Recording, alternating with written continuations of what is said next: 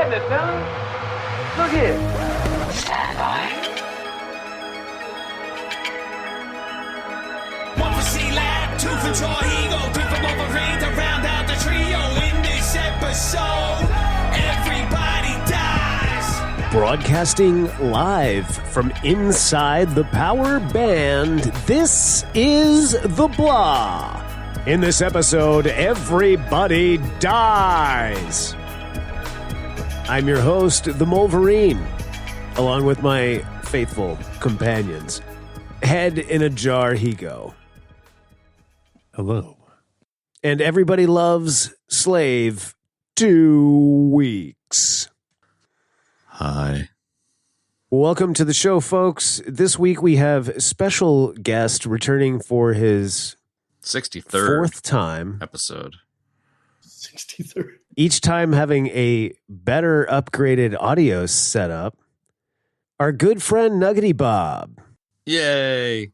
Oi. Cue the clapping and the laugh track.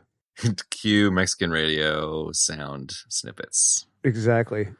That's right. We've got Nuggety Bob, and we Mexican radio. at his suggestion many moons ago, because it took us a while to get this show together.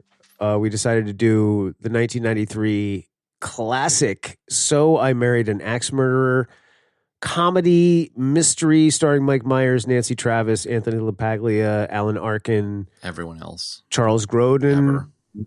Stephen Wright, Amanda Debbie Plummer. fucking Mazar. Phil Hartman. Debbie Mazar's in it. Yeah. Phil's in it. This is great. This movie's so good. So let's kick it into some high level. So good. Nuggety Bob, you brought this to the table, so break it out for us, bro. Jeez. No. I just got to say, Saturday morning, girls in cartoons will leave me in ruins. I want to be Betty's Believe Barney. me in ruins. Exactly. Is that it? That's your high level? I like it. Really bringing a lot to That's the my high party level. this week. That's I like really it. good. That's good. That's really Oh, good. man. We had love, not just sex. Now I know She's why we Mrs. keep X. inviting you back. Well said. It's killer Concise. content. That shit's going on TikTok, bro. That's some viral shit. Yeah. I mean, can you really get much higher than the woman spoken word poem? I mean, no. No. Kind of not. It's pretty, I feel like that was peak 90s pop culture, everything. Yeah. Is that all you're going to give us for a high level, Preston? Is that it, bro? Well, I We'll love come back love around. watching this Very again, 90s. man. I don't know. You know what? We'll wake you up when we need you. Chad, why don't you go ahead? This week, our special guest, Bernie from Weekend at Bernie's, is doing So I Married a Fucking Axe Murderer. Go on and stage your hour. Give your mother a kiss while you're at it. Try on one of her bras. All right, well, fuck you. Yeah, this movie is very 90s. I have to say, man, like, I'm going to say something controversial. I don't think the movie holds up, but I enjoyed watching it. Like, How We dare have you. controversy already, folks. I kind of think like it was fun. It's funny. Like, I didn't actually laugh, I don't think, watching it. But I was like, oh, I see what they did there. I see what they did. Like, I enjoyed it. It reminded me of watching it when I was young. It is very 90s. Like, the fucking opening scene with, like, the camera behind the world's largest cappuccino. And then Mike Myers be like, excuse me, I think I ordered the large cappuccino, bro. It's like the most Mike Myers fucking shit Oh, ever. Gino. Come on, dude. Right? And then he's just like, hey-oh, whoop, whoop. You know, like, he's got all his, like, fucking mannerisms that I forgot. And, like, it's just, it's very like a Mike Myers. 90-minute I long love dad Mike joke. Myers. Mike Myers is about as 90s as it gets. And Sure. there was some serious 90s action here. So I liked watching it, but it was interesting. But you secretly hated it. Well, I didn't hate it. I just feel like it's been 20 years since I've seen it. And I'm like, cool. See you in 2055. See you in another 20. You know what I mean? Like, but it was, Wow. I enjoyed it. Like, it's fun. All right. I'm going to go watch okay. it again after this show, just in spite of you. So you can come up with something to say. Wow. See what I get. Jesus Christ. This is the new direction. Hello.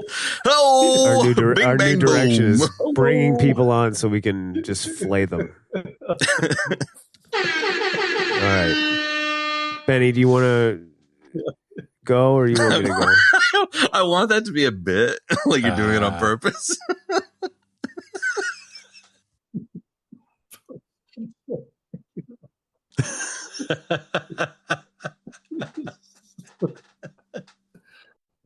Yeah. I think this is actually my first front to back viewing of this. I'd seen bits and pieces of it over the years, but for some reason I never saw the whole thing. Really? Really? Interesting. Yeah. So yeah, I enjoyed it. I think you kind of have to be in the mood for a Mike Myers kind of a thing. I could see that. And for some reason I was at this particular moment.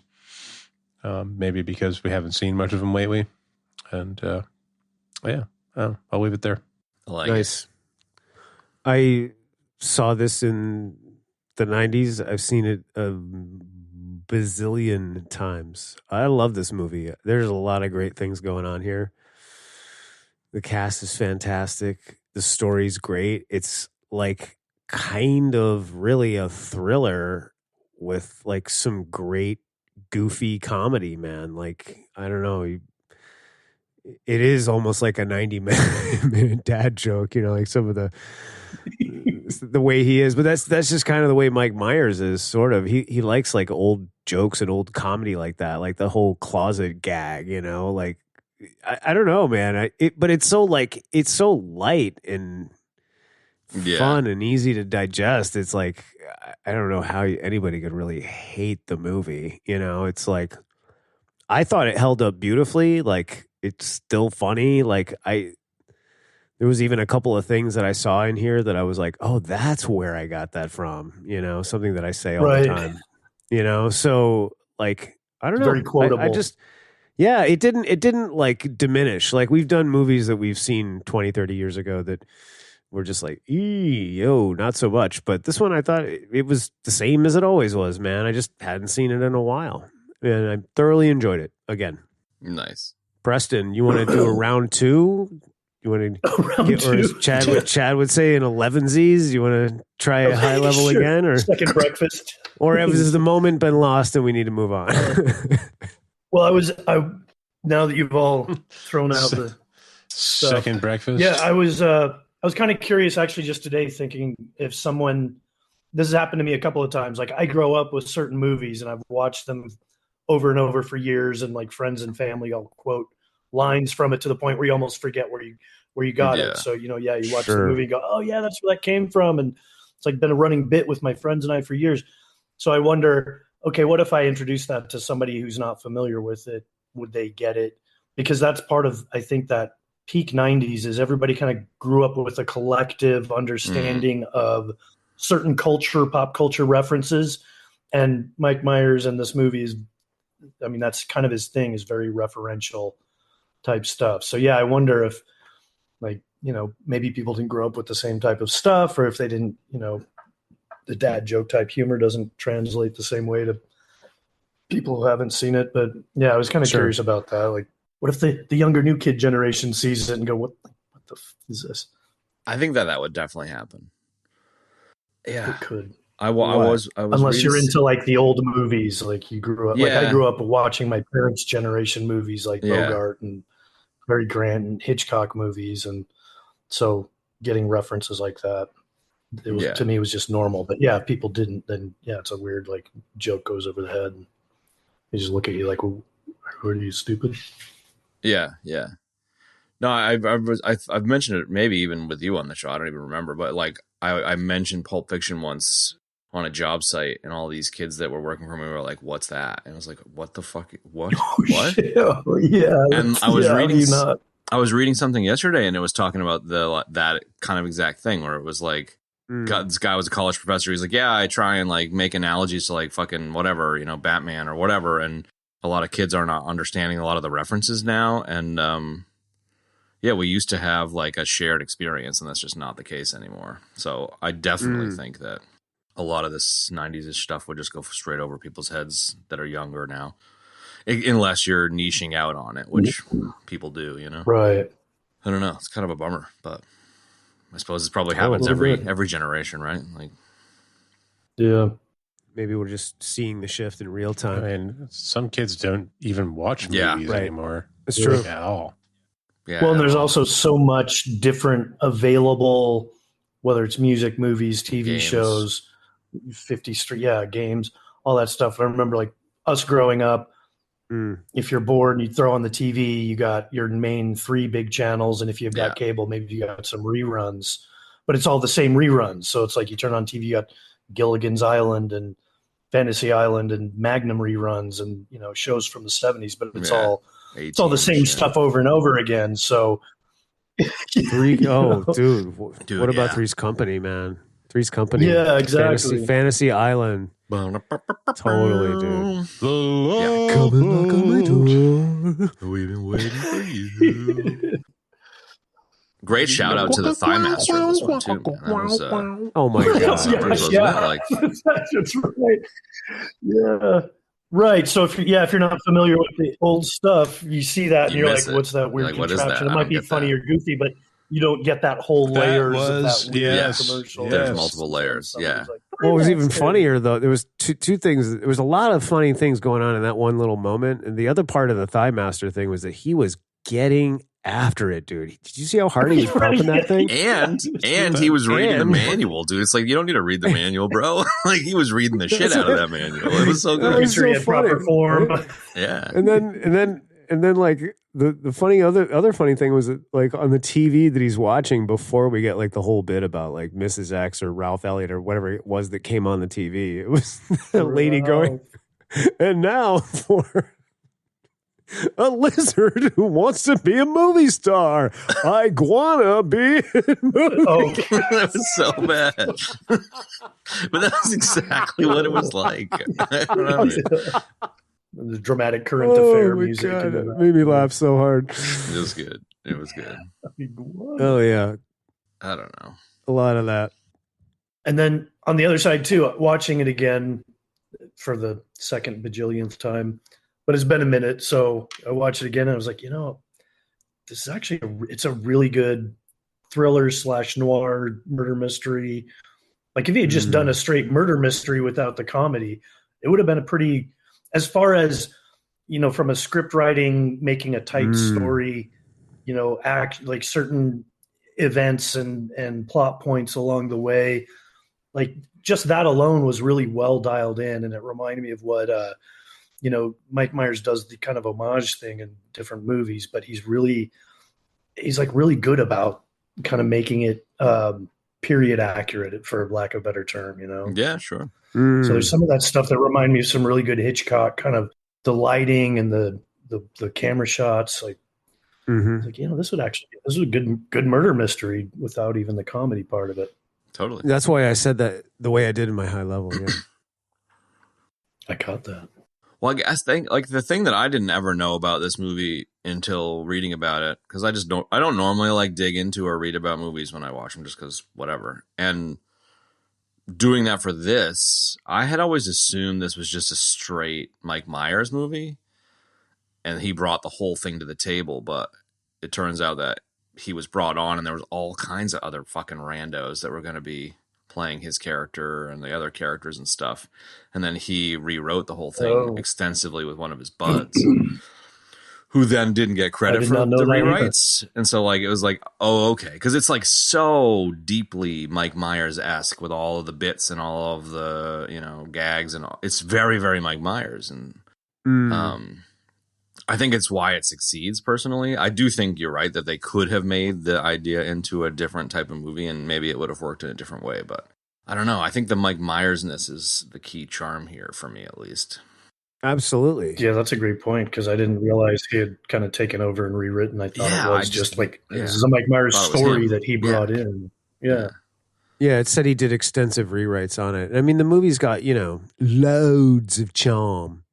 He's charming. She's charming. Quite. Loads of charm. He's charming. She's lovely. charming. The whole movie's charming.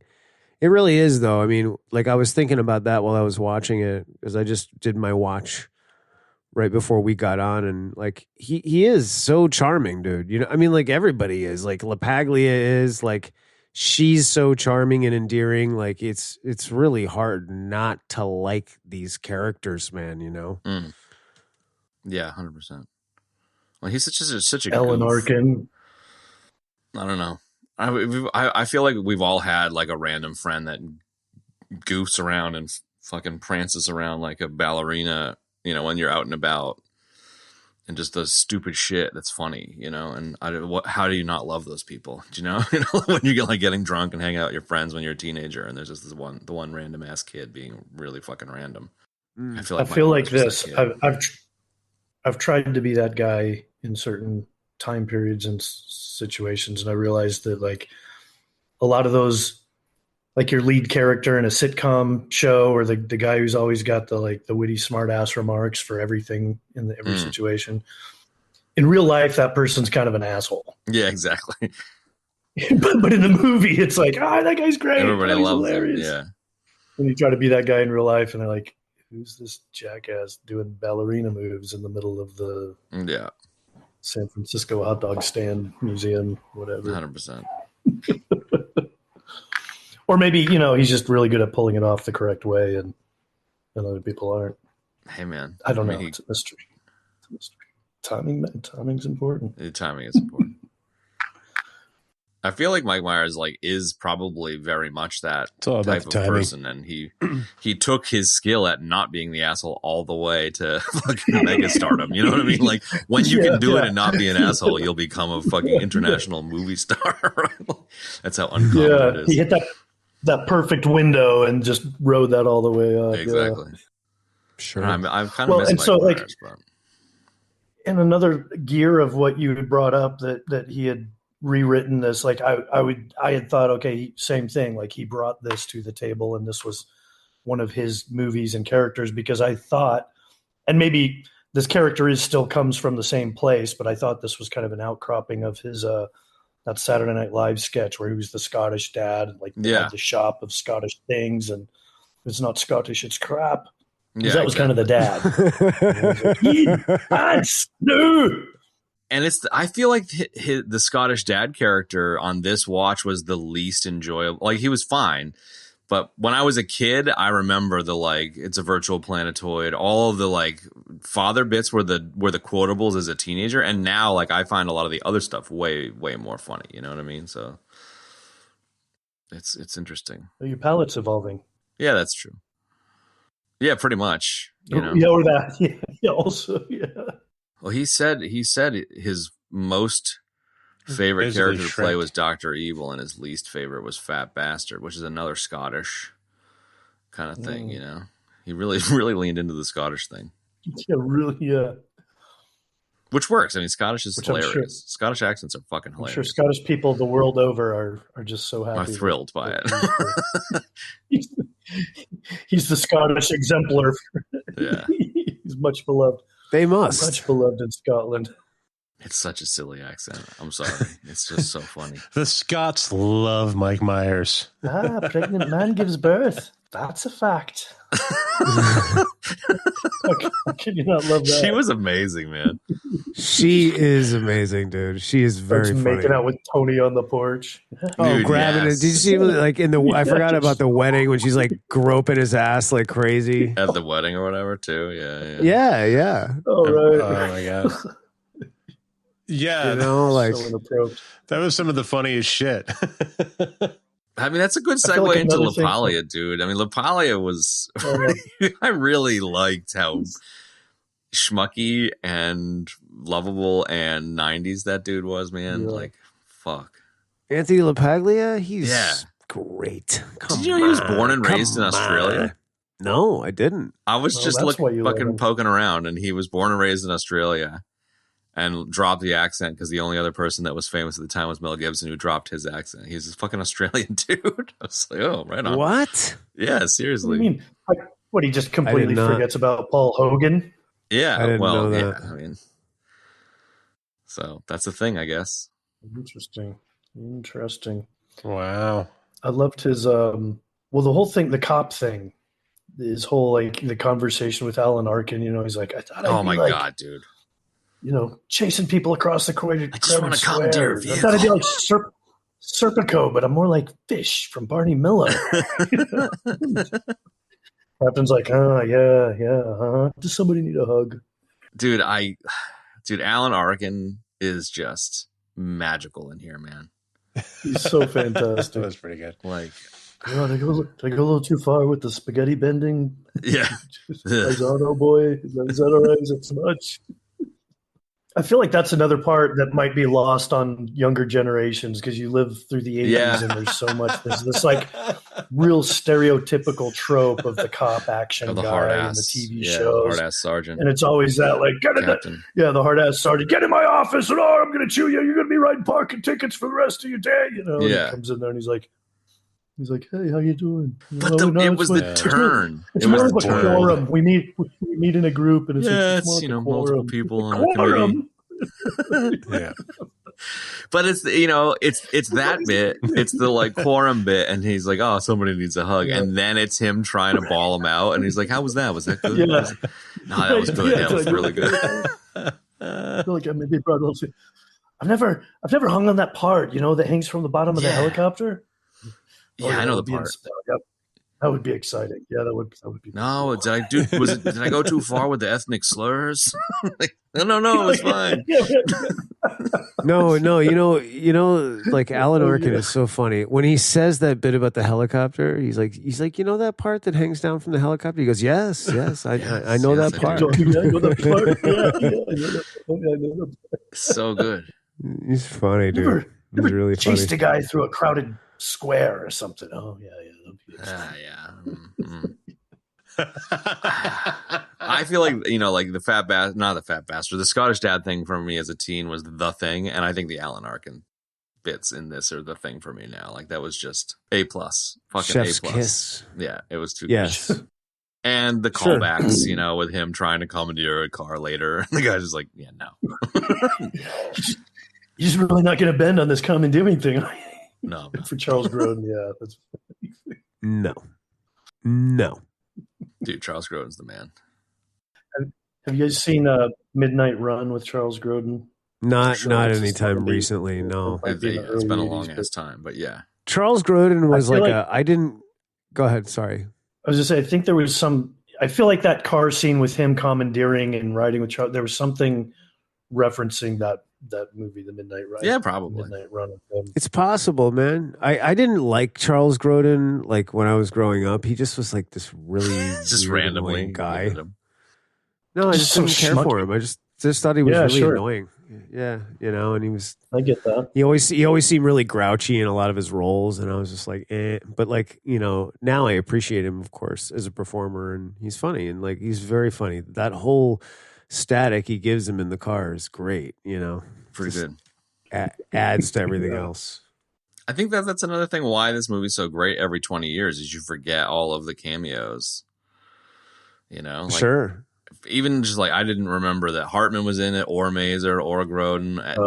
I didn't remember any of these people being in it, and was just like, "Oh, that's fucking great! Oh, that's fucking great too." Hartman's role was that's just always a favorite. Like that's never. Totally. Anytime I can call some like he had what we call in the business a bitch. Oh God, that was so good. That whole thing just kills me every time. But yeah, he was so great in that little. They took turns Here's something the other guys his aren't ocular gonna tell cavities. It's so dumb. Yeah, LaPaglia is over there giving Mike Myers the like, no, don't say anything. Let Mickey do his thing. He's gonna kill you. Yeah, I think that's a key. Like, there's so many great movies that figure this out, where you even if it's just a small like Hartman, he just gets one scene and he's got that monologue, but they really make it so great, so natural. All these, Stephen Wright flying the airplane and doing his little, it's actually better than the Real Horizon bit, Sure. Mm-hmm. You could have had any random guy in there and might have been fine, but the fact that they've got all those little cameos and so many great people in it, just really adds to it. It's like the sprinkles on the excellent icing. Well, I mean, we just did, second layer of stuff, like a double stuffed comedy. Chad and I did Moneyball last week, and we said the same thing. I mean, like, you've got a really good story like this story, and then you populate it where even the smaller roles, cameo roles, character bits are populated by these fantastic actors, man. Like getting Stephen Wright to be the pilot and Grodin. Like, I mean, that stuff it's just movie gold, man. I mean, Preston, it's like, Of course.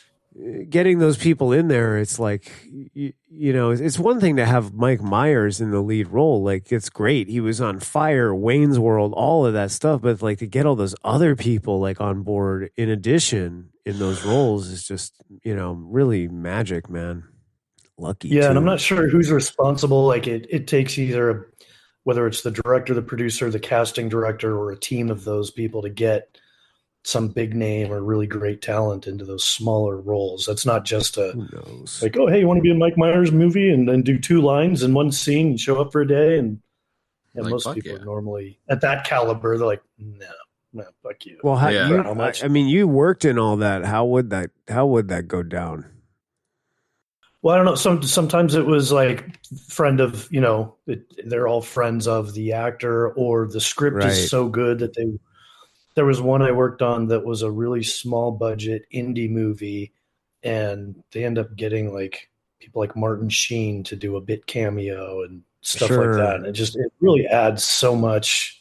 I feel like the Coen Mhm. brothers are really good at that because Mhm. even if it's not necessarily a famous person, they find these small Sure. bit part actors to just really bring such an authentic something to it. So Yeah, totally. whether they bump it up a level of acting or they're just such a good, believable character that you think about it, you got these like main actors and they're going up and interacting with somebody who's only got 2 lines and they're like, whatever, a cashier at a grocery store.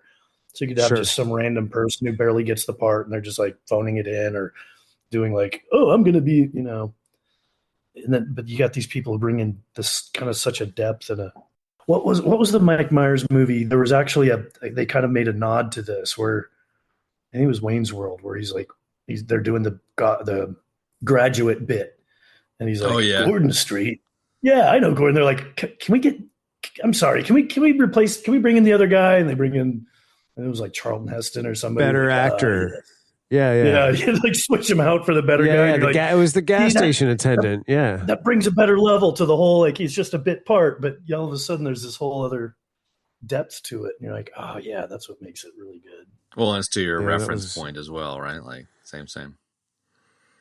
Yes, absolutely. Well, I think like same with like Mike Haggerty. I just recently rewatched Overboard, the old school Goldie Hawn one. Oh man, It's such a Mike good one. Haggerty He's has in a huge that. part in that. Yeah. And then Michael Richards, like the obituary bit. Like Michael Richards. Oh, was my so God. Oh, great. shit, that's right. I So forgot funny. about that. Like, Right? Yeah. Mm-hmm. All right, so I'm an insensitive asshole, okay? I don't know how Yeah. random it is, but like those two were in an episode of Seinfeld where they were like heavily interacting right around that time, man. Like they had Yeah, that's probably how it worked, right? Mike Haggerty was the owner of Rudy's Antique Boutique, and Kramer was buying. I love your depth of Seinfeld knowledge, bro. It's so I know, good. right? Is that like you bought an I mean armoire? it, Is that though. where I you got love the it. armoire? No, George brought in Frank's old shirts and sold them to Rudy, and then Kramer ended up buying them, and then they had mods, and whatever. This whole hilarity ensues, but they were in it together. So it's funny seeing them in this movie together, like right around the same time. It's cool, and it's a funny bit, man. It is. Like it's really good. There's a lot of like old style comedy in this movie, and that's a great example of it. It's like the lady's like, "Hey, boys, come on," and then Mike Myers is like, Yeah. "Did they mention the wife? Hey, look, I already apologized. No, I'm asking a legitimate question. No, I get it. I apologize." Yeah. Like that stuff's great, man. If you like it and you're in the mood for it, like some people don't, they just find it Nah, off-putting. yeah. My partner does not like that kind of shit, but I do. I do. Cool. All right. All right. Well, that's been this episode. Thanks for joining us, folks. We'll see you in another year. And Nancy Travis was just lovely in this too. No doubt. 100%. I think the twist Kind of works fell in well. love with her a bit this rewatch. Oh, fair enough. Yeah, the twist was well handled. Yeah, She in all of the other drafts, she was actually the murderer. So I think it's Hollywood-esque that she's not, but I think it's a good move. I think the twist is beautiful, man. Yeah. Like I think it's what makes it this really like straight up like, you know, if you did like 50-50 or 60-40 thriller comedy, you know, like this is like a thriller, man, and it's good. Like, yeah, I never guessed that it was Rose the first time I saw it. You know? And it's so and then goddamn when you find obvious, out, though. yeah, You know, like everything she's such pointed a to crazy her. looking Like, girl. yeah, she's definitely the girl. Yeah. Well, So I was a lot stupider than I am now. I'm still stupid. Back I watched then. it 2 days ago and didn't pick up on it because it had been so long. Well, I was there like, you go. Oh, Yeah, so I don't know. I didn't pick up on it, and I don't know. I thought it was great, you know, and just like the whole thing. I got so focused on Mrs. X and like the ex-husbands and that whole thing. I remember the first time I watched it, you know, so I didn't really see the Rose bit coming, you know, and I was just like, oh, it's Amanda Plummer playing her sister, like la la la. So dumb. Should have Your known. creepy sister.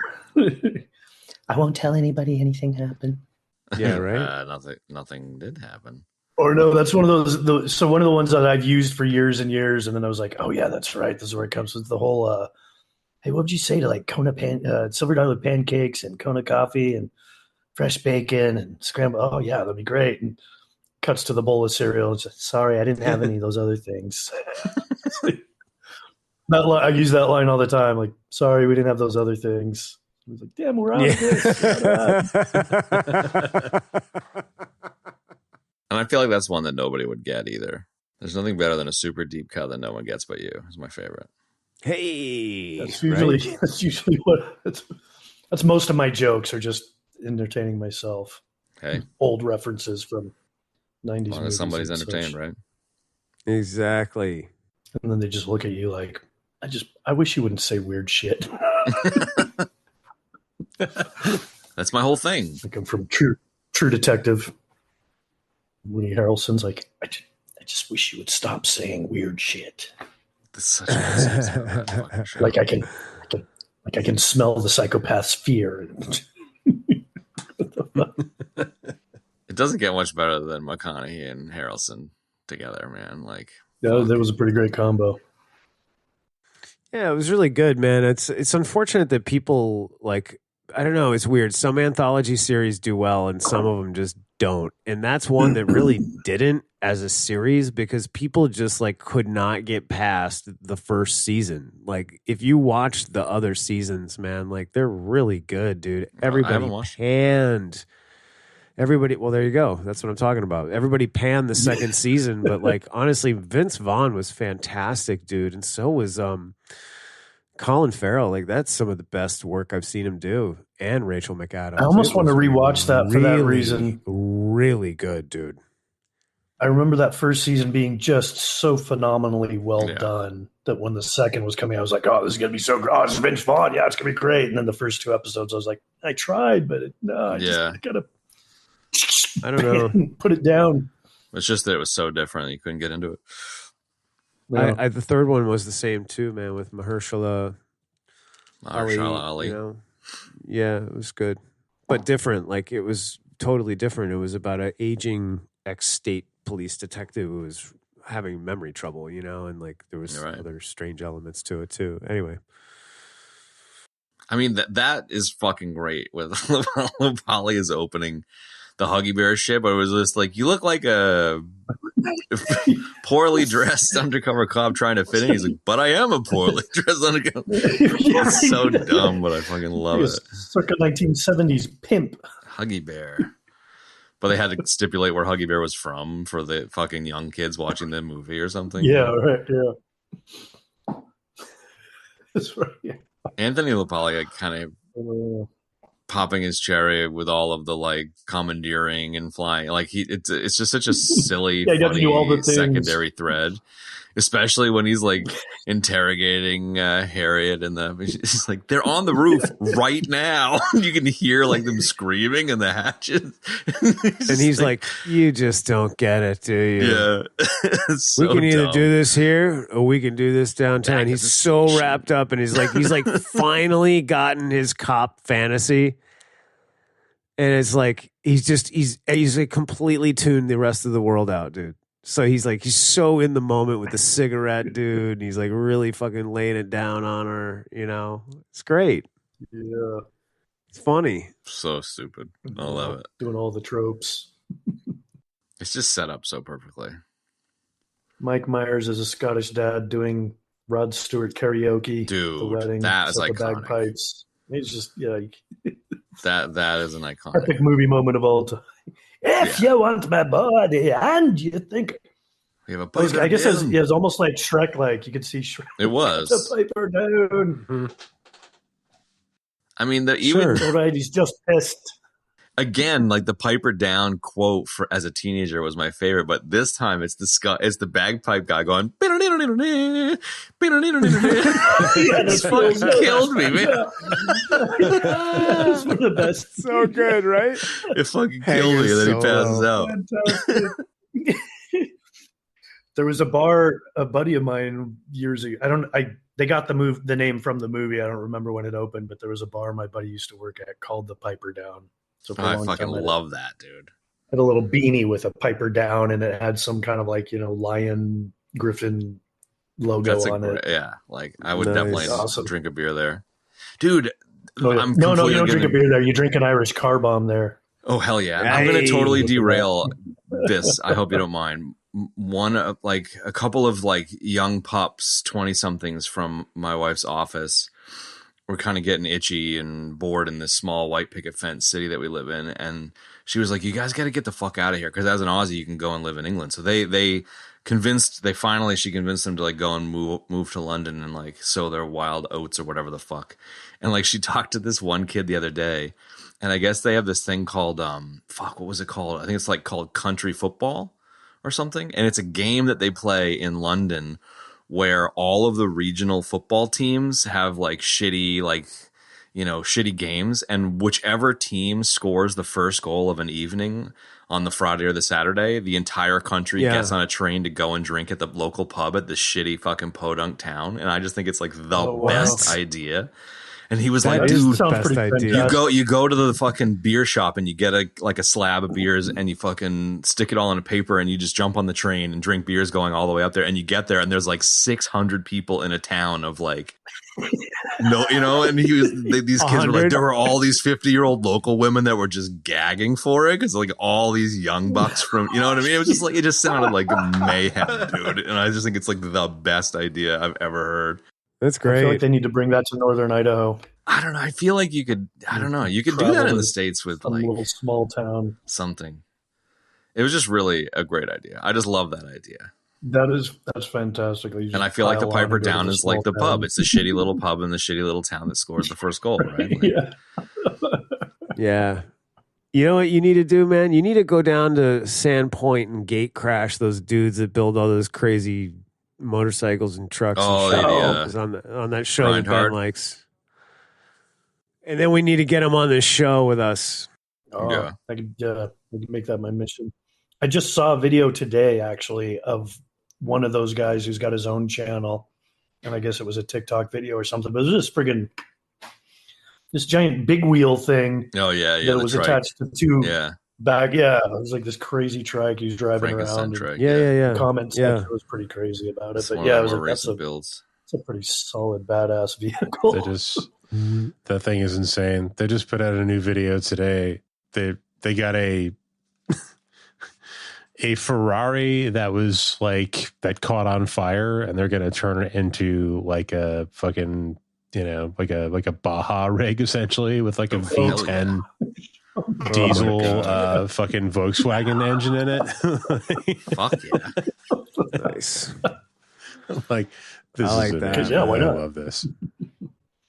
Yeah, I mean the thing's fucking total. The Ferrari was total, so it's not like anybody could, Yeah, it would right? cost Like a cost more than rebuild. buying a new Ferrari to fix it essentially. So Right? They've why got a great not? niche. Why not, indeed? That's I love it. great. How did we even get onto this shit? I don't even know. But we were talking about the twist at some stage. Which twist? The twist of Amanda Plummer? Yeah, I guess Reveal. when I don't know. Anybody?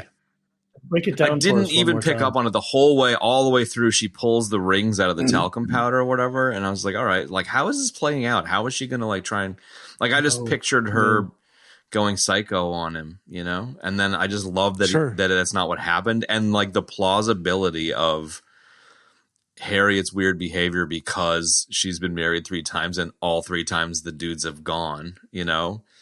Is just plausible enough for her behavior, and then obviously Mike Myers' behavior is whatever it is, and I don't know. It just is really cleverly crafted. It is exactly, man. I think that's what the magic of this movie is. It's believable. Like, yeah. Well, it's easy to. It would be easy to dismiss this film as just kind of like a whatever kind of Mike Myers stupid comedy. Yeah, like I could see people mistaking it for a rom-com, like watching the trailer and be like, oh, it's some stupid rom-com, forget about that, or some goofy movie, but it is cleverly crafted, and it's like it really keeps you on your toes up until the end, because come to find out it was Rose that wrote the letters to the husbands that chased them away to keep them away from her sister. But she was also, I think, killing them. Yeah, she had to be killing them. Because you're not supposed to be in this room once the note has been written. Yeah. And placed on the table. With like the intensity of like a 20 out of 10. Yeah. Right. So Amanda Plummer is an 11 on the fucking Stratocaster. She's Fender great, man. thing. Like she is just crazy. She looks fucking batshit crazy, that woman. Just super naturally. creepy. She does. She's got a resting batshit face. I guess, but like, she's just great, man. She really does, dude. Like, I'm sorry. But dude, you gotta give her props, dude. She's so good, man. She brings it like Honey Bunny, dude, all the time. She is. I was just about to say, exactly, man. Exactly. As Honey Bunny. She is. I gotta pee. Fucking tree. Yeah, I gotta pee. That line in particular too. She has like a little spittle in the corner. I gotta pee. Yeah, she's like, I'm kind of tired. I want to go home. That's why she's so great. Yeah, she's so good, and she really scares me.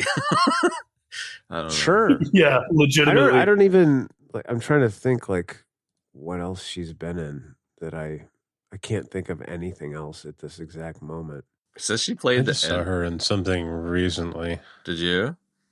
It said she was an she was in Fisher King. Battlestar. Fisher King, dude. Okay. She was in Star Trek Picard. How about that? Yeah, that is a few episodes. Yes, she was. Yeah, she was in your favorite Ben, the Fisher King. Yeah. Literally just said that. The Master. Just said it. Yeah. Oh, you did. Is that what you said? Sorry, I couldn't hear you in all the various cross noise. Yeah, maybe it was. Yeah, it was Picard. That's what it was. It probably was would have been. Yeah. Sure. Yeah, she played like the baddie. Hannibal, Alien. the TV series, Hunger Games. Christopher Plummer's daughter, which is kind of wild. I know. Kind of looks like him a little bit. Yeah, I don't know. She just freaks me out. And I don't mean. Dude, I forgot she was in Battlestar. Yeah, I don't remember Oracles in Battlestar. Yeah, I forgot about that. Wow. Crazy. Anyway, yeah, she's just really, I don't know. She's one of those unique actors. It's just kind of nichey, but like kind of not, and kind of shows up everywhere, doing some really interesting stuff, and that's how I've always thought of her. And as intense and as like kind of scary as she can be, I've always enjoyed her. What were you going to say, Ben?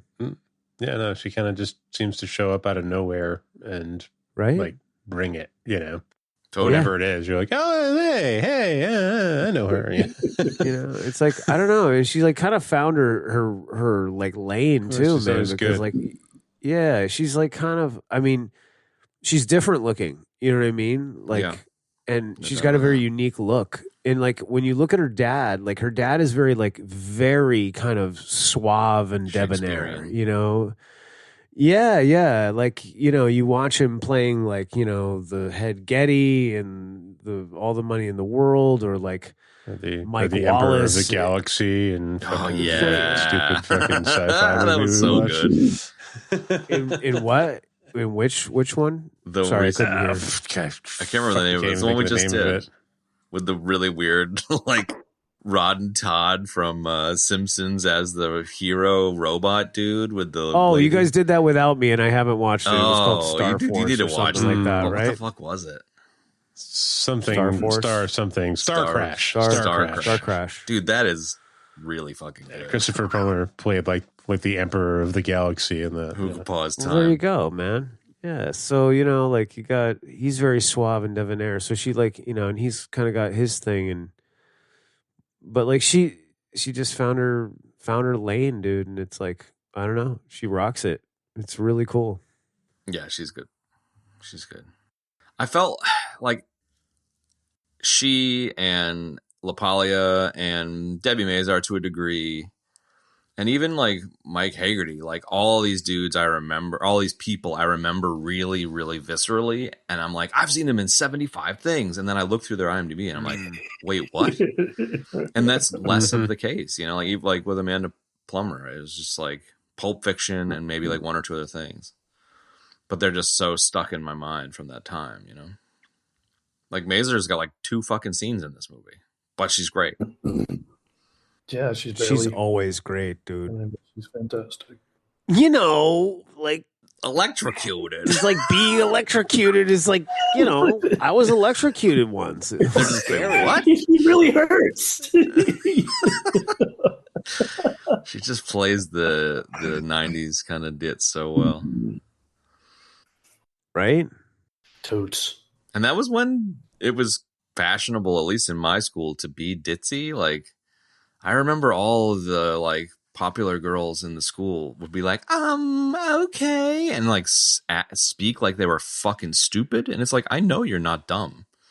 You're actually really smart. Yeah. Like, why are you acting like you're a fucking idiot? Like, that's not cute. I don't know.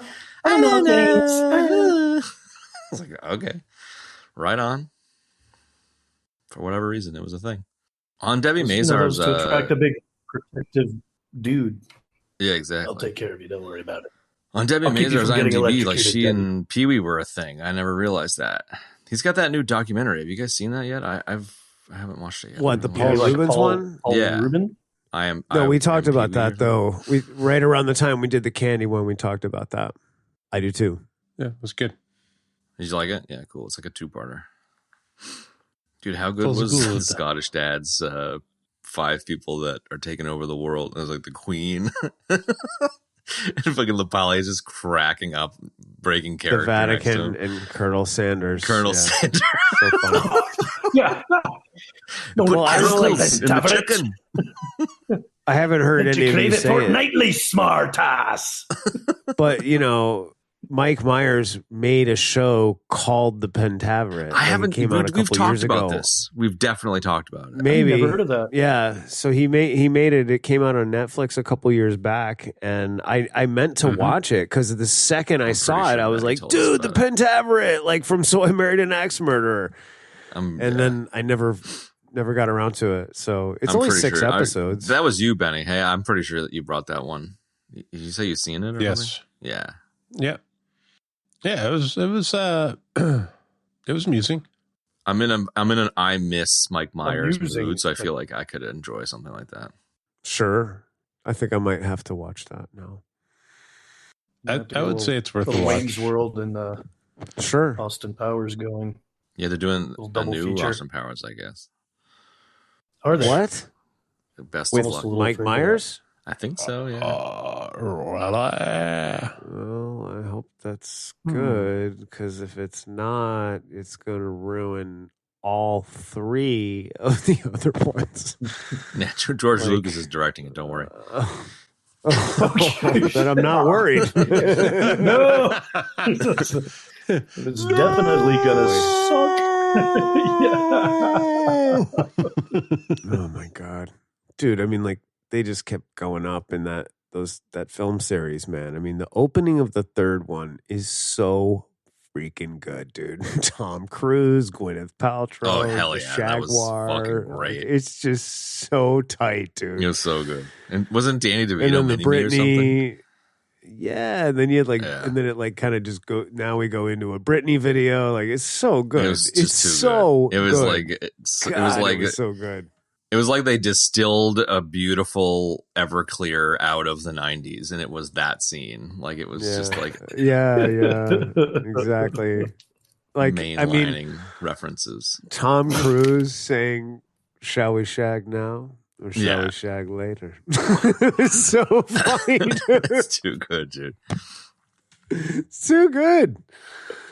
Oh, man. The only thing that Tom Cruise has done to outdo that, though, is Tropic Thunder, man. Maverick. Oh, right. That was impressive. Yeah, So good. Top Gun 2 was G6 good, player. yeah, that was good. Welcome to the goody room. Never go full retard. Never go full retard. I like busting that one out when people do stupid shit. No one ever gets it. Yeah, nobody. It's such a basic beginner level reference, though. Like, come on, dude. Really? You don't get that one? Like, I feel like it's a. That's one of those weeding things where, you know, if they get it, then if they get it, they get it. If they okay. don't, And if they don't get it, it's like, I'm sorry. Get out of here. Can't hang out with you now. Sorry, you're gonna have to leave now. I can't hang out with you anymore. Sorry. This is my house. Yeah. Exactly. Yeah, we're still gonna have to ask you to leave. Come back later. Well, I feel like we're firmly in bits and bobs. Any bits and bobs? Oh man. Here's a little bit for you. It's just personal trivia. I think I saw this movie around the time that my dog had a puppy, and this puppy was very super high energy, energetic, dark hair, very dark hair. So I named her Betty because I just kept thinking in my head of like I want to be Betty's Barney. All right. I like Nice. it. She's very good. Right. So I named my dog after The beat poem. I love that. I named my dog after an obscure reference girls in from a cartoons. 1993 Mike Myers you had film. that conversation. Oh, black. You're like Betty, like Black Betty, and you're like, no. Sit down. I need to tell you a tale. Let me tell you a story. No. Take it easy. So Well, have you three, seen Black So I Betty, Married an Axe Murder? Mike Myers, No. Well, and there's then this Bouncing scene. Betty, the landmine. Let me set the stage. That's how Francisco. deep cut Beat poetry situations go. Yeah. Do you have 30 minutes? You can Do you have 30 reenact the minutes so I opening can sequence of explain this to you movie. why you may not be laughing in 30 minutes. That's what it And is. then I really just what it's happened to about. have queued up the bass line from that. Yeah, it was your ringtone on your Yeah. fucking Take me back to a time. Motorola Razor. Yeah. I'm just, Yeah. Let me tell you the story. I love that. Go I mean, see this those hot is more of a pussycats. also personal means nothing bits and bobs, but I just love seeing San Francisco at different time periods. Having lived there for a bit is just such a quirky fucking city. I really enjoyed it, and kudos, they actually managed to like have all of the things that happen be actually near each other. You know, sometimes when they shoot something in a city you're Right. familiar with, you're like, that's like fucking 30 minutes away, you know, which is stupid. Yeah, but like, they're you get having hung a up on that little kind of thing. stroll, Yeah. and then it's like 10. They're covering 20 Yeah, miles exactly. of different stuff. And you're like, So that's not only was it walking cool to see, but distance. they did a good job. So fucking kudos. Sure. Especially Alcatraz. I was under the misconception that you could just maybe show up and go on a tour for Alcatraz. And then when I actually wanted to go to see Alcatraz, it was like a 3-week waiting Yeah, you list. gotta, yeah. Like you had to book way in advance. It's very disappointing. I was really hoping I to see didn't Phil Hartman in know Alcatraz. that. It's very popular.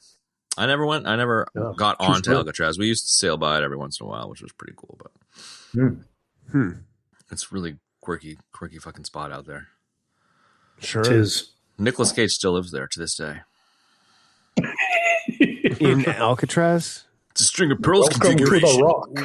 With the VX gas? Yeah, With Right? Well, you can't leave after you've been exposed, so yeah, you got to stay there. that's true. Convert. Oh, man, that's funny. Yeah, and he's still Machine Gun Kelly's bitch. Bitch. That's funny. Shit, that's funny. The meat montage was pretty good. The meat montage you is don't- fantastic, man. I used to It's be like- a butcher in my montage dad's like that. shop. Can I help you? Yeah. Sure. Yeah, right? But yeah, just come on in and start playing with the prosciutto and whatever. It's just so different, you know. It's like great. I don't know. I like it. Fucking with the ladies with the like, I had an accident with the meat hanging out of the sleeve. And It's just, it's like it's not Massage. exactly. Yeah, it's not exactly like a meet cute, but it's like a getting to know you kind of phase. But they really just flipped it upside down, you know, and it just made it really cool and interesting and different, you know, and added some of Myers' goofy comedy in there silliness. too, you know. yeah. I feel like there had Like to be the some shop kind of a accident conversation. thing. Yeah. What do you I feel mean? like there had to be some type of a conversation. Like, how could we make this like the romantic getting to know you montage in the worst possible place for that to be realistic? Yeah, totally. I'm Right. in a butcher shop with a bunch of raw meats and Yeah. Right. people ordering Old weird school things. glass. Yeah, but it cabinet works, wooden man. Butcher shop. You know? Yeah. And it There's does, only- yeah. It's just ridiculous. There's only two but things that you can hilarious. do in a butcher shop like that. You can do the Mike Myers romantic meat butchery, and then you can do the fight sequence from Sausages in the Pockets Seagal movie that we did. Like those are the only things you're allowed to do. In a, Right? which one was that? I again? mean, I feel like it also lent Beat a it to guy up with a the suppressor.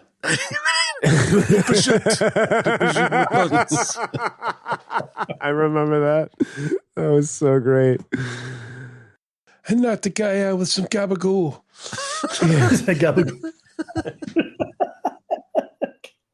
God damn it, dude. Cap the guy with That some guy. capicola. I feel like that kind of added to the foreshadowing too of the plausibility of her being the killer. Yeah, totally. She's a butcher. She's Yeah, used to working with meats and chopping them up. she loves and that shit. Maybe that's where Oh, yeah. Ralph Elliott ended up in somebody's haggis. You know, I mean, you're experiencing the movie through Charlie with Charlie. So like what I think is another layer that's cool about this one is that like it kind of keeps you on your toes going back and forth between, oh, well, you know, she's a butcher, so she must be the killer, right? And then you're like, oh no, that can't be it. And then you're back, you know, so you're constantly switching back and forth, right? You're wondering. And I like that. I think it's Yeah, good. totally. It's fun. I think it's fun for the viewer, you It's know. fun for the whole family. It's fun for the whole family. you know, if you want to get a good kind of a San Francisco noiry vibe, you could watch this in a double feature with Basic Instinct. Oh, There you Get a little of go. that. Sharon Yeah, Stone 'cause was I was up almost for thinking this. no way. She was going to would've be Harriet. That would have been kind of amazing. That No, would've been she a- was going to a be pretty big Harriet, and she nod. wanted to play Harriet and Rose, and they said no. And so she's like, "Fuck Oh, you." shit, Yeah. really? She wanted to do Yeah, both. yeah. Wow. Yeah, that's cool. That was That pretty could've cool. been- That was a good one. Because I think Kev, you had mentioned earlier about thinking it was, you know, she was going to be the killer, or she originally was supposed to be the killer. Because I was thinking it was leading to kind of a similar ending, you know, where it's like, Sure. oh yeah, she did it, but then they're happily married somehow. She's like, well, you're so poetic, I'm not going to kill you. Well, Right. that was a funny one too. Is like, and it actually would work in a Mike Myers sense, where I Yeah. guess one of the drafts was she gets busted for murder. It was her the whole time, and then like the last scene is him visiting her in prison, where it's like you can never have a perfect girlfriend, but like, you know, everyone makes mistakes or whatever, and it's like he's still into her, you know, which is that's very Mike Myers. Like I can see that. I mean, hey, I can see that too, it's, man. it's not sure. often you get a chance to have a conjugal visits, you know. So Yeah, sure. Right. I don't know. That's I like it pretty the funny. way it is, but I kind of think that's funny, you know. You know, I work in the butcher shop. I go out and visit my wife at the lockup. Yeah, San Quentin. Yeah, that would work for him.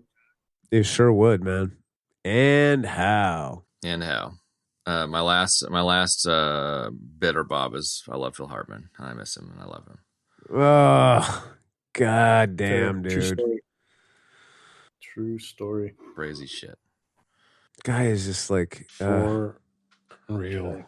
that guy was like, I mean, I really idolized that guy for just years. He was just like, I don't know. I just idolized him, man. He was like one of my comedy heroes, man. He was so goofy and he like did so many things that I loved and did very similar things. And like, I don't know, man, that was just rough. It was just God, fantastic. that was harsh. Yeah.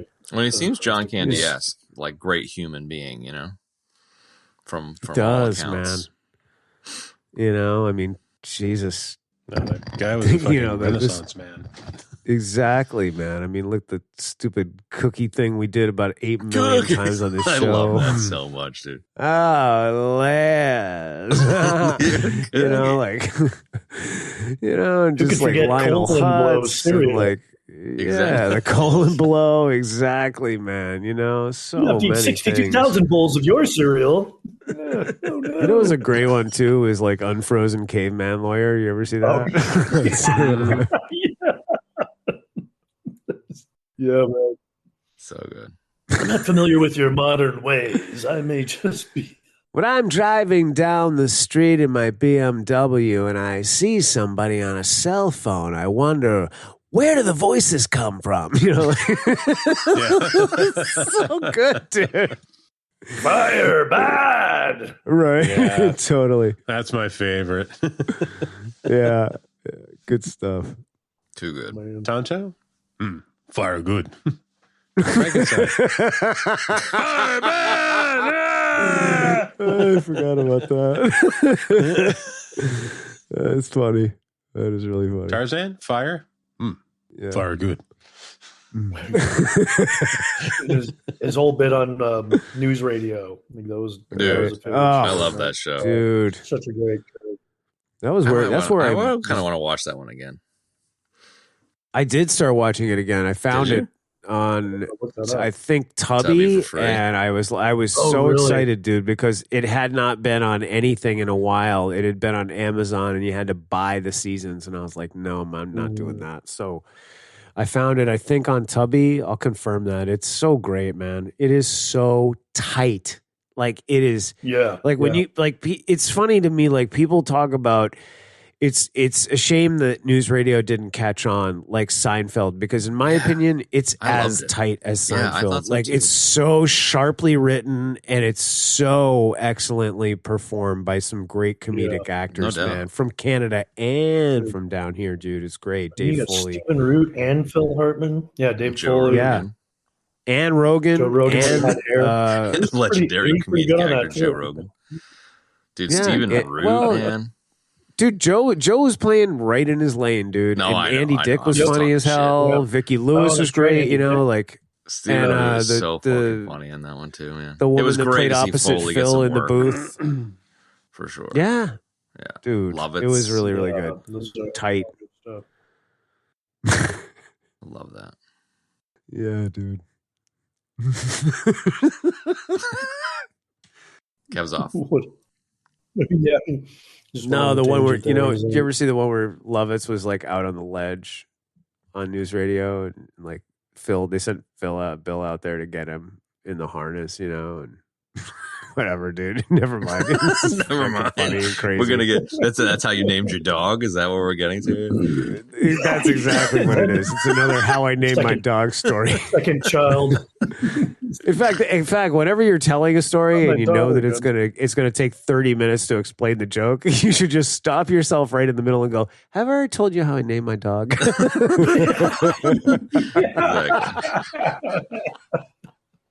Right? I mean, that's what that should be, dude. Because that's what it is.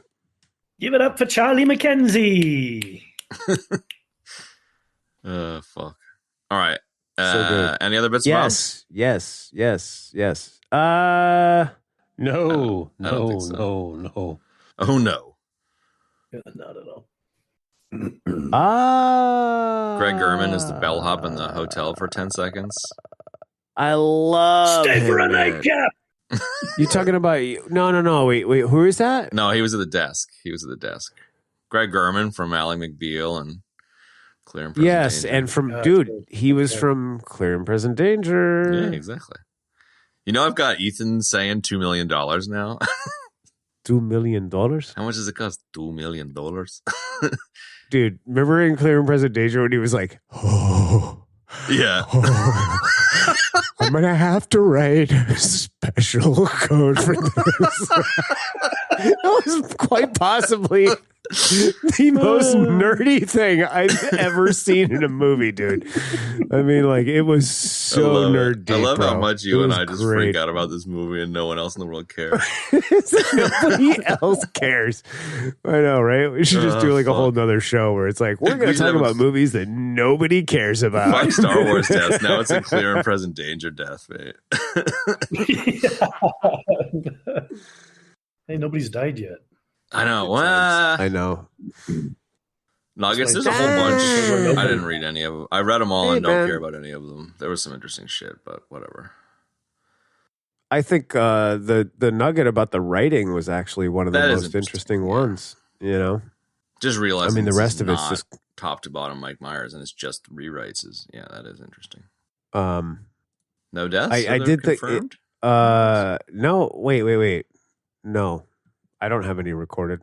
Nancy Travis married the one of the producers after this wrapped, which was kind of interesting. There you go.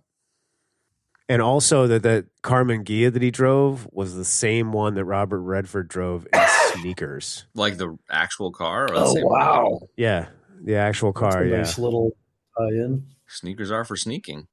Yeah. That's one I got to revisit soon. That was a good flick from Sneakers. the time. We should get the Stallones on for that one. We should. Sneakers. Just all-star cast of goodness. Well, Sidney Poitier, River Phoenix, Dan Aykroyd, Robert Redford. I mean, you got what's her names? I think instead of having the Stallones on, we should just force Nick Marv to watch it and do like a book report on it.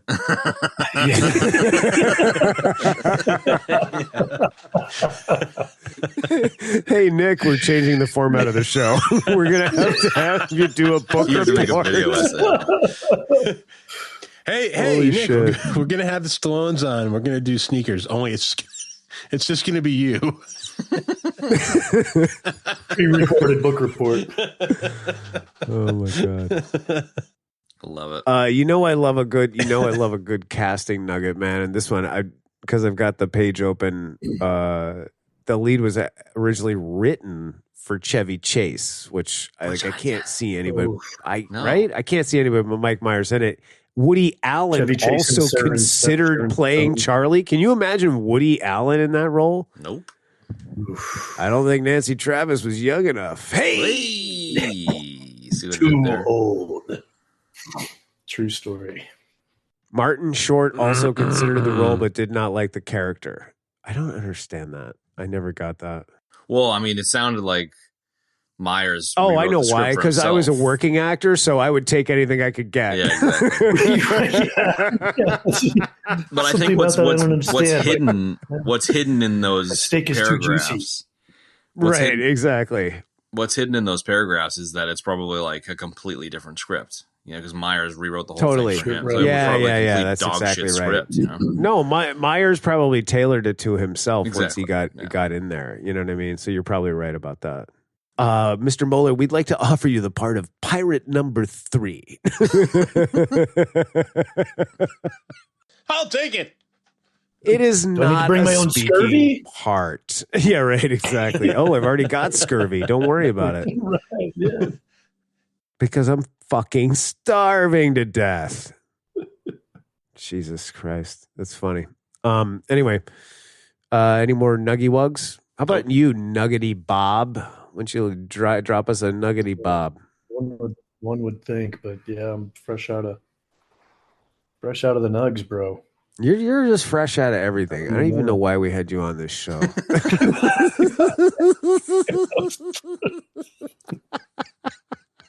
Just here to make 1980s cartoon references. That's it. Well, we got there. We got there. All right. Deaths. We have no deaths. Nuggets. Whatever. What is it? Recommendations. Yeah, I know. I would recommend this movie. I recommend you watch this movie not once, not twice, but thrice. Whoa. There you go. I think it holds up, and I think anybody that's smart that likes a good, clever film or a good, clever comedy would really enjoy this. So watch it. Yeah, if you're a weirdo like me and you haven't seen it yet, and you're craving some Mike Myers, some good 90s Mike Myers shit, then check it out. You will not be disappointed. There you go. It is a large Mike Myers Pacino. That's funny. I like that. Mike Myers Chino. I mean, that was just a very big cappuccino.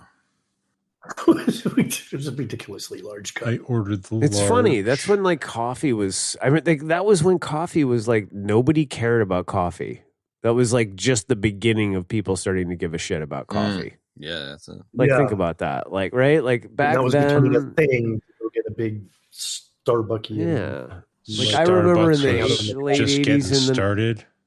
Right? I remember in the late 80s and the early 90s, like just drinking gas station coffee. It was just like, yeah, whatever. You know, it's just coffee was coffee. It was like it all came from the same tank. Like, you know what I mean? Like they had a giant tank of it somewhere in the middle of the country and they would just ship it already brewed around. Just came from the National Coffee Pipeline. Right. yeah. And the only way to get it was to use the National Coffee Hotline. Right? Call him up. I need some coffee. Holy shit. Right? So, and then it was like, so that was when the beginning of like that whole thing and like that whole like, you know, kind of San Francisco, Seattle was like, that was the spot for that. It was the place to be. I don't know. I saw that. I always thought that freaking cup Chino joke was funny as hell. It's so stupid. Oh yeah, cappuccino. Cappuccino. Well, it was also becoming popular to dress like a circa 1970s pimp or hoe or disco. Like, like, yeah, no, 70s stuff was coming back into fashion. So I feel like that was a little bit of a joke on the going too far with it. Yeah, the Dr. Detroitification of fashion. That's right. Yeah, big feather in the cap. Yeah, I'm Dr. Detroit. Mom. Well, call me Mrs. Esther House. Yeah, I remember that terrible movie. Oh yeah. Oh yeah, Classic. The oft maligned Caddyshack 2. I like the only that. funny thing about it was that part. You will be I Mrs. feel like Dr. Esther Detroit was so bad it House. was good. Yeah, It was good. Dr. Detroit was so bad it was good, but not like Caddyshack 2 is so bad it's just terrible. You know, I don't know. I feel like I deleted Come that from on. my memory. I had like something else to put in, and that one had to go. I don't even remember. I think that was a good. That was a good move.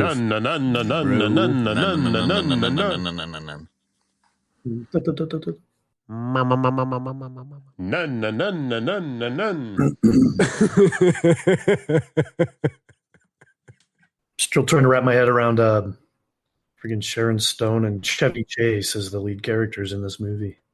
Oh God! Right? Crazy, man.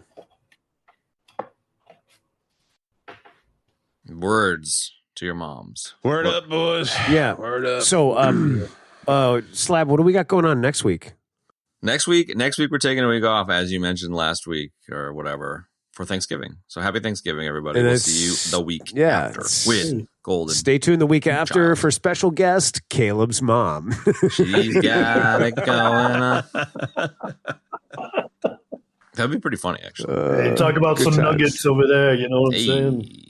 That's right. Ultimate Nuggets. guest team up Caleb's mom and Nuggety Bob next week on the EBD.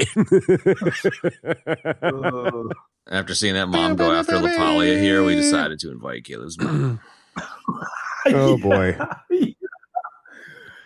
She got the juice tiger. I'm going to get disavowed. Juice Tiger, dude. I love that. Every time I How do we hear not Garth talk about Brooks' the name, juice tiger? every time I hear Garth been Brooks' juicing. name, I think of her. I have heard in my head going Garth Brook Juice Diet. 'Cause it It is such It does an not. obscure Roll, cut, too, that no one would I get know. that shit. I know, but it doesn't roll off the tongue, especially not with a Scottish accent. It's Oh, like, yo, Juice everything now. yeah, Garth Brook Juice Diet. So good. Anyway, yeah. Well, that's it, I love folks. Thanks for. on the Garth Brooks diet. Hey, man, it's legit. You know. Anyway, folks, thanks for joining us for So I Married an Axe Murderer with Nuggety Bob, and we'll see you next week for Nothing. Nothing. We'll see you in 2 weeks for the world-renowned Golden Child. And that's it. I hope everybody has a happy holiday, and we'll see you in a couple weeks. Thanks for joining us, Nuggets Bobs. Thank you for having me. It's nice to have you back. It's always a pleasure. Even though you didn't say shit. Yeah, it's always good to have you on, buddy. Definitely, man. Now float away, you wee fairy. See you guys later. Give your mother a kiss. So long for now. Bye. Bye. Happy holidays. Bye. 3:28.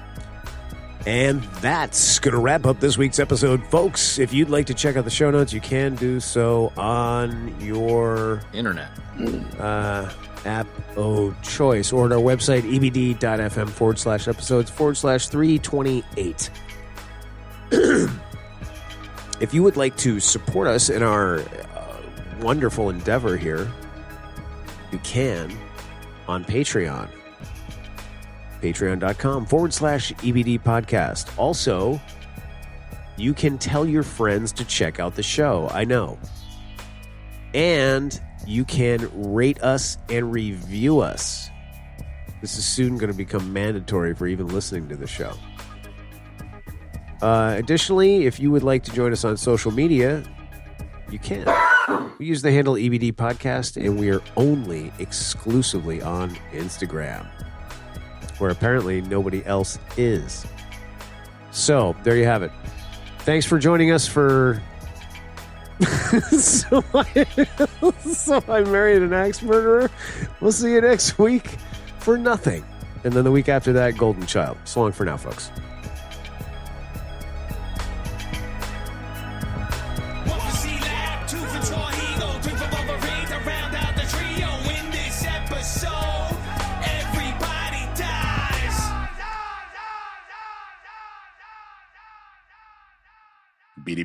Stop into it. I was hoping you might say if you want to support us, you can buy us some of those underwear that have the nut separating pouches. Yeah.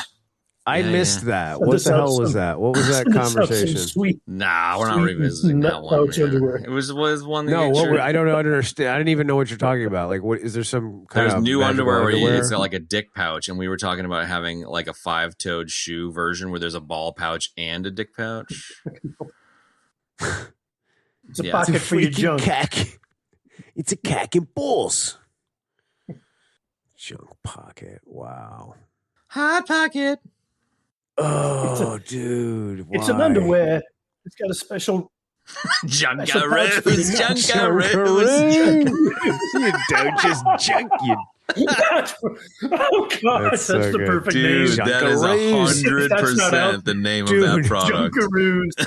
Dude, no. We need to make our own underwear and call it the Junkaroos. EBD brand Don't underwear. Just dip your Junkaroo. That's not a cock pouch. That's a cock pouch. That's a Junkaroo. Oh, that's so good, man.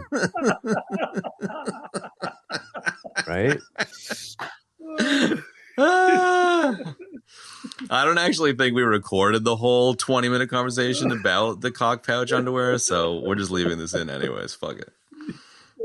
I think it's great. That is too good. Dunk your junk. That is so good. Cough, cockney goodness. The Junkaroos. Oh.